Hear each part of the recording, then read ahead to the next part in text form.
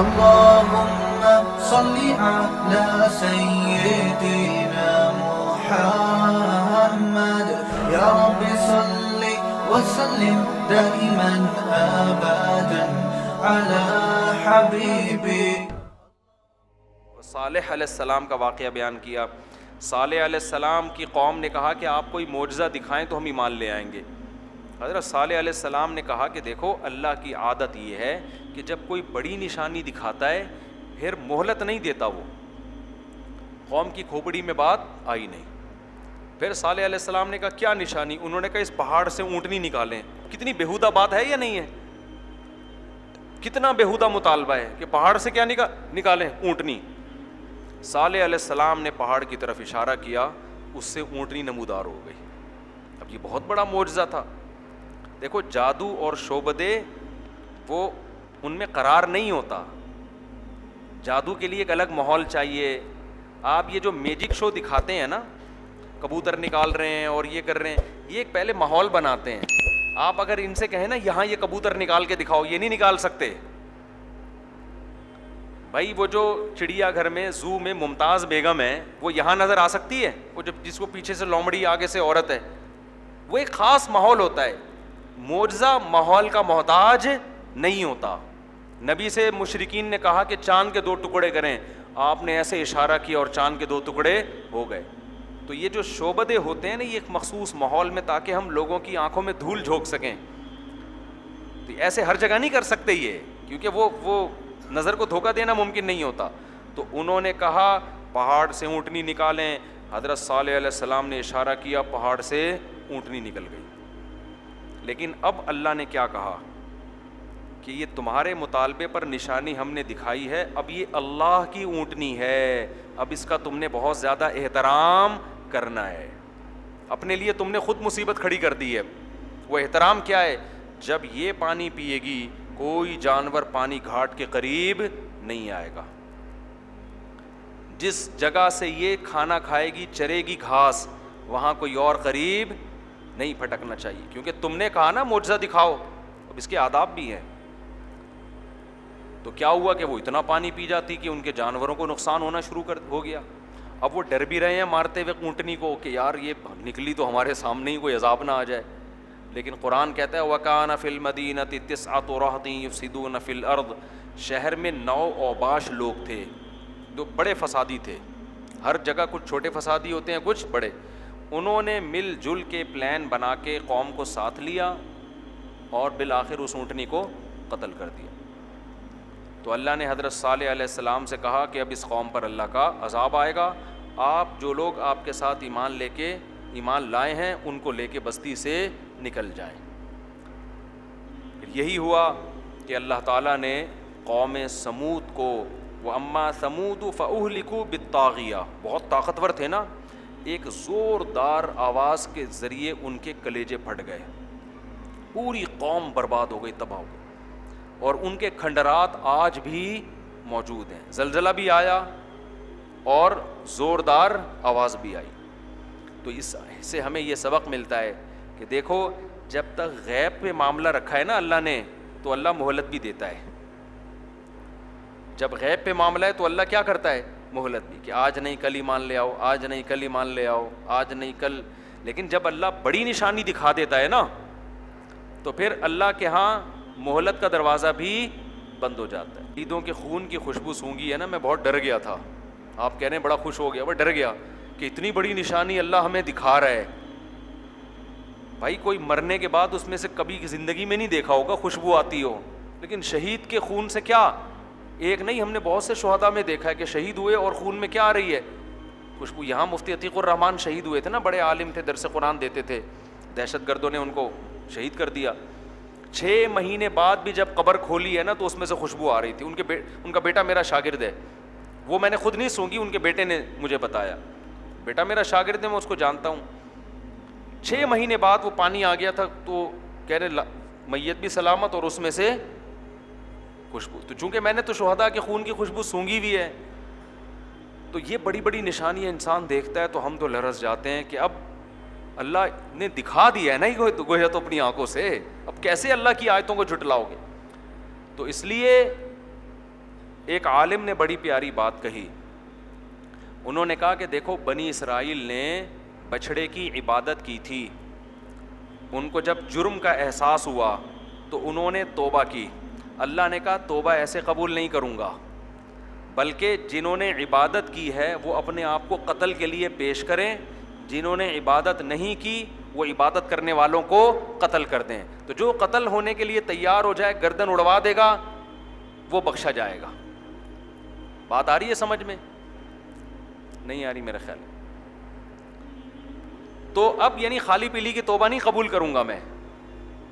جبکہ اس امت کے بارے میں کیا ہے کہ جب بھی کوئی گناہ ہو, بھلے شرک ہو جائے, آپ تنہائی میں جا کے 2 آنسو بہائیں, آنسو نہیں بھی آ رہے تو رونے کی صورت بنا دیں, اللہ سے معافی مانگ لیں کہ اللہ معاف کر دے. اللہ کیا کر دے گا؟ معاف. اللہ یہ نہیں کہے گا کہ نہیں یہ سزا ہے. کچھ گناہ میں تو کفارے ہیں, وہ تو کفارے کے طور پر ہیں, وہ توبہ کے طور پہ نہیں ہے. لیکن توبہ قبول کرنے کے لیے اللہ آپ سے کوئی سزا کا مطالبہ نہیں کرتا کہ یہ سزا اپنے آپ کو دو. فرق کیا ہے؟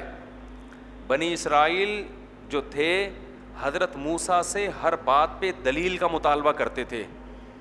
کہتے تھے یہ تورات جو آپ کو کوہ طور پہ ملی ہے نا, ہماری طرف سے 70 بندے جا کے اپنی آنکھوں سے دیکھیں گے, پھر مانیں گے ہم, دلیل ہونی چاہیے ہمارے پاس.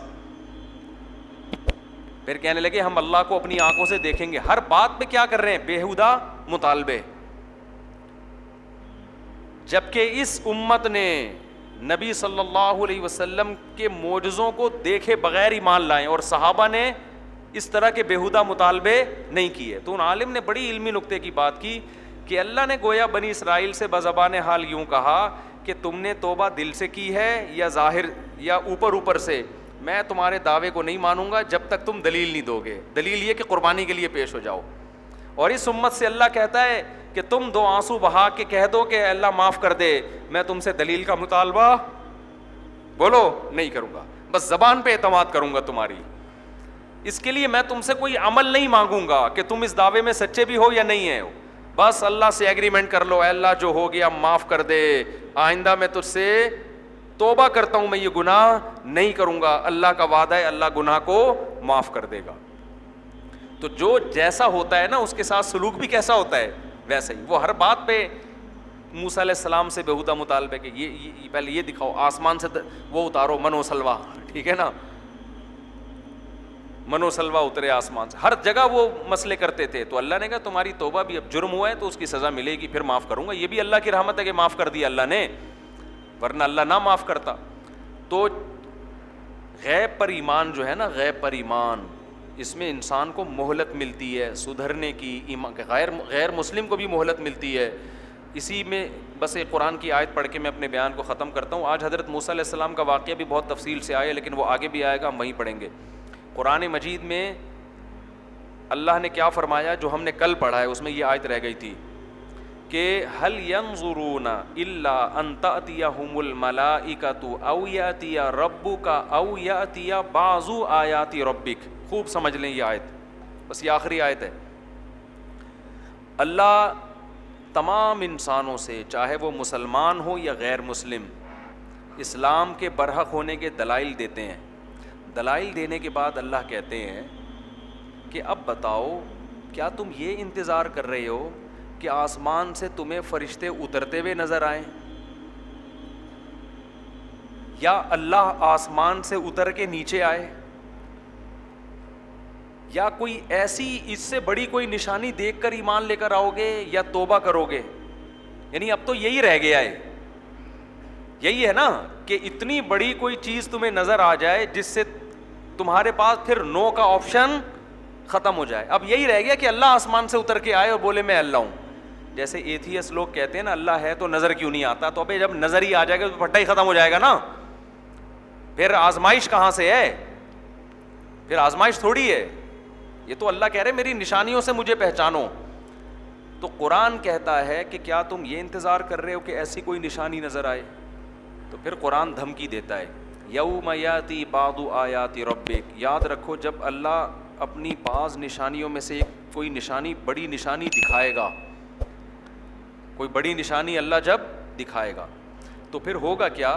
لا ينفع نفسا ایمانها لم تکن آمنت من قبل. اس نشانی کو دیکھنے کے بعد اگر کوئی غیر مسلم ایمان لائے گا اللہ اس کے ایمان کو قبول نہیں کرے گا. آئی بات سمجھ میں؟ او کسبت فی ایمانہا خیرا، اور اگر کسی مسلمان نے اس نشانی کو دیکھنے کے بعد گناہوں سے توبہ کر لی تو اللہ اس کی توبہ بھی قبول نہیں کرے گا. یہاں تک آیت سمجھ میں آئی ہے کہ تم یہ کہتے ہو نا، اتنے اللہ نے دلائل دے دیے، تمہیں جانوروں کے دودھ کی مثالیں دے دیں، تمہیں اللہ نے نباتات کی مثالیں دے دی، کیسے انار کو دیکھو کیسے پکتا ہے، پھلوں کو دیکھو کیسے پکتے ہیں، ذات الاکمام کیسے خوشوں میں جڑے ہوتے ہیں. یہ سب آٹومیٹک نہیں ہو سکتا. کچھ دن پہلے ہم مور دیکھ کر آئے، وہ پروں کو پھیلا کے کھڑا ہوا تھا، اتنے خوبصورت پر اس کے، اتنی خوبصورت ڈیزائننگ، ایسا لگتا ہے گھنٹوں گھنٹوں بیٹھ کر کسی نے پینٹنگ کی ہے. یہ بہت بڑی نشانی ہے خدا کے وجود کی. اور آپ کہو یہ ایوالو ہوا ہے بھائی، یہ رنگ کے ڈبے اس میں ایوولوشن کا نتیجہ ہے. آج تک کسی عمارت میں ایسے رنگ کے ڈبے کیوں نہیں ہوئے؟ جانور نے اپنے آپ کو اتنا خوبصورت بنا لیا، اتنی خوبصورت ساڑی جیسی اس کی دم، اور وہی کیوں تو ایسے پروں کو پھیلا کے کھڑا ہوتا ہے؟ کوا کیوں نہیں کرتا یہ عمل؟ مور کو یہ احساس ہے کہ میرے اندر خدا نے حسن رکھا ہے، لہذا وہ اپنے پروں کی نمائش کرتا ہے. کوا یہ کام نہیں کرتا. یہ جانور کے اتنی سی کھوپڑی میں اتنی ذہانت ڈالی کس نے ہے؟ سرخاب کے پروں کو دیکھ لو کتنے خوبصورت یار، کیا کلر ہوتا ہے. طوطوں کو دیکھ لو، مچھلیوں کے کلر دیکھو، آپ پھولوں کے کلر دیکھ لو، خوشبو دیکھ لو. تو یہ ساری چیزیں اس کی علامت. تو اللہ کہتے ہیں اتنی ساری نشانیاں دیکھنے کے بعد بھی سمجھ میں بات نہیں آ رہی نا، تو اللہ کہتے ہیں ٹھہرو، ہم تمہیں اپنی ایک بڑی نشانی دکھائیں گے. لیکن جب وہ نشانی تم دیکھو گے نا تو جو غیر مسلم ہوگا اس کا اسلام لانا قبول نہیں ہوگا، اور جو مسلمان جس نے اب تک گناہوں سے توبہ نہیں کی وہ نشانی دیکھنے کے بعد توبہ کرے گا، اس کی توبہ قبول نہیں ہوگی. وہ نشانی ہے کون سی؟ اس کا حدیث میں تذکرہ ہے، صحیح حدیث میں. وہ حدیث میں یہ ہے، رسول اللہ صلی اللہ علیہ وسلم نے فرمایا قرب قیامت میں ایک دن ایسا آئے گا کہ لوگ انتظار کریں گے کہ سورج کے طلوع ہونے کا ٹائم ہو گیا ہے، مگر سورج مارکیٹ سے، یہ میں اپنے الفاظ میں بیان کر رہا ہوں، سورج مارکیٹ سے کیا ہے؟ شارٹ. صدیوں سے ہوتا آ رہا ہے نا بھائی، کراچی میں اتنے بجے اور فلاں جگہ اتنے بجے، لیکن سورج نہیں طلوع ہوگا. یہاں تک کہ لوگ پریشان ہو جائیں گے کہ سورج گیا کہاں، اندھیرا ہی اندھیرا. 3 دن 3 راتوں کے برابر لمبی رات ہو جائے گی. پھر آپ صلی اللہ علیہ وسلم نے فرمایا سورج کہاں سے طلوع ہوگا؟ مغرب سے. یہ جو ملحد لوگ ہیں نا جنہوں نے سائنس کو باپ بنایا ہوا ہے، ہر چیز میں کیا کہتے ہیں؟ یہ سائنٹیفک کوئی ثبوت نہیں ہے قبر کے عذاب کا، سائنٹیفک ثبوت نہیں ہے جنت کا. بھائی سائنس اس مادی دنیا کی چیزیں جانتی ہیں، اسلام کی کوئی بات سائنس کی اگینسٹ نہیں ہے. کبھی بھی اسلام نے کوئی ایسی بات نہیں کی جو سائنس کے خلاف ہو، لیکن اسلام یہ کہہ رہا ہے کہ خدا سائنس سے بڑھ کر ہے. سمجھ رہے ہو؟ عیسیٰ علیہ السلام جب مردے کو کہتے تھے زندہ ہو جا، کوئی سائنٹیفک لاجک نہیں تھی، لیکن یہ کام کون کر رہا تھا؟ اللہ. اللہ نے عیسیٰ کو بغیر باپ کے پیدا کیا، کوئی سائنٹیفک لاجک نہیں ہے، لیکن اللہ کہتے ہیں سائنس بنانے والا بھی میں ہوں، ان اسباب کے تانے بانے میں تمہیں پرونے والا بھی میں ہوں، تو میں اس کا محتاج نہیں ہوں. سمجھتے ہیں؟ میں تھوڑی محتاج ہوں ان چیزوں کا.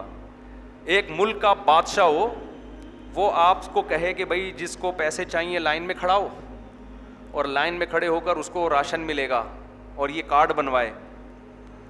تو ایک دن بادشاہ نے فون کیا آ جاؤ میں تمہیں بوری ویسے ہی پکڑا رہا ہوں. آپ کرو سر آپ نے تو اس جو ملک کا سسٹم بنایا ہوا ہے، یہ سسٹم میں تو یہ ہے کہ جو لائن میں لگے گا راشن کارڈ بنوائے گا 1 گھنٹے بعد نمبر آئے گا اس کو ملے گا.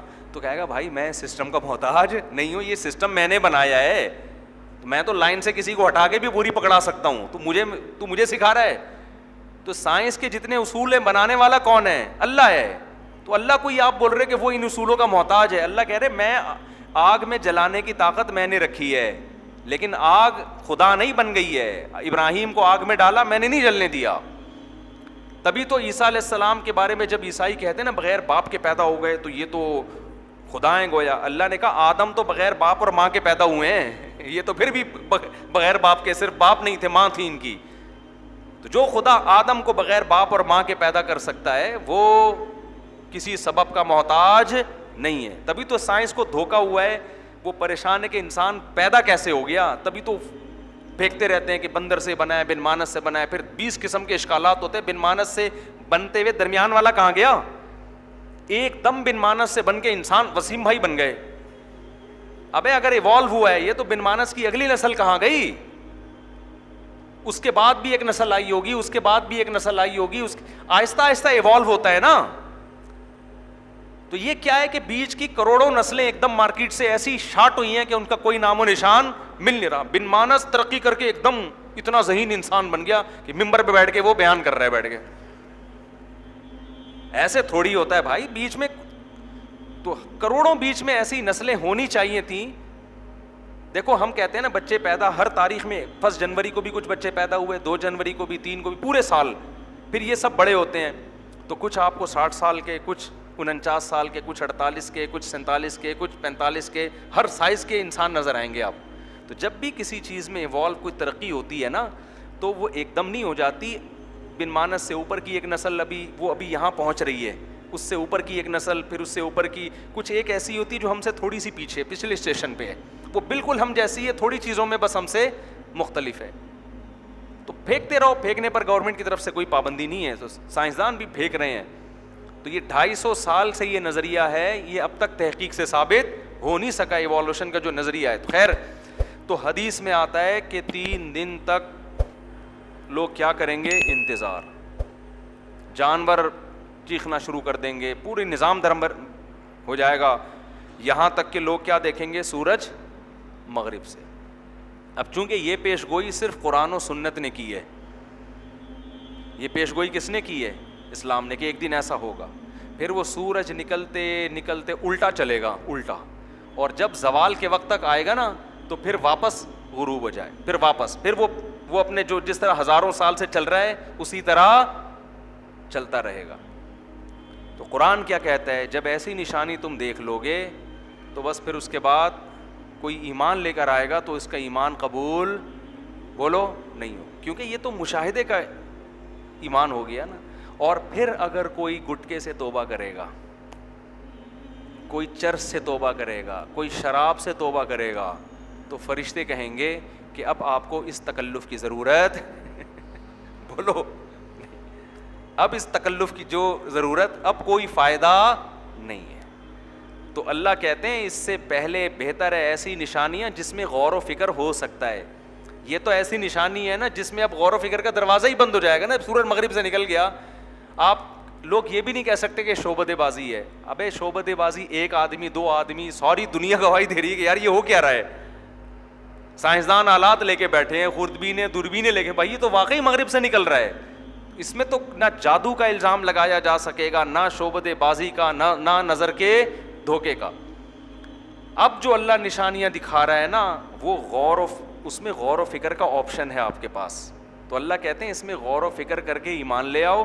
کافر ہو تو اسلام قبول کر لو, 90 سال اگر کفر میں گزارے, آج اسلام لے آؤ گے 90 سال کا جرم کیا کر دوں گا؟ معاف. اور اگر کسی مسلمان نے 90 سال شراب کباب میں گزارے, آج توبہ کر لے, 90 سال کے جرائم کیا کر دوں گا؟ معاف. ایک 90 سال کے بوڑھا آیا کسی عالم کے پاس, اسلاف میں ایک واقعہ ہے, بہت بوڑھا, کمر جھکی ہوئی, اور ایسے ہانپتا کانپتا آیا اور کہنے لگا میری پوری زندگی عیاشی میں گزری ہے, اب میں توبہ کرنا چاہتا ہوں. اب میں کیا کرنا چاہتا ہوں؟ توبہ. ان عالم نے کہا حضرت آپ نے بہت دیر کر دی ہے. تو وہ بزرگ کہنے لگے جو موت سے پہلے آ گیا اس نے دیر, پہلے اتنا علم لوگوں کے پاس ہوتا تھا.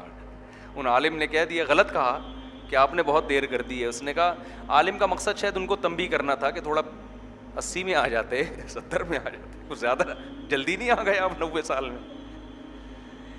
تو انہوں نے کہا تم نے دیر کر دی ہے. تو اس بوڑھے نے کہا جو موت سے پہلے آ گیا اس نے دیر نہیں کی. ہاں دیر اس نے کی ہے جو موت جب اپنی آنکھوں سے دیکھ لی اس نے دیر کر دی. تو اس لیے بھائی اللہ ہمیں بھی توفیق دے, آپ کو بھی. مفتی طارق مسعود صاحب کے بیانات سننے کے لیے youtube.com/مفتی طارق مسعود کو سبسکرائب کریں, اور اگر آپ لائیو ویڈیو کو کبھی بھی مس نہیں کرنا چاہتے ہیں تو سبسکرائب کرنے کے بعد بیل آئیکن پہ کلک کرنا مت بھولیں. جزاک اللہ.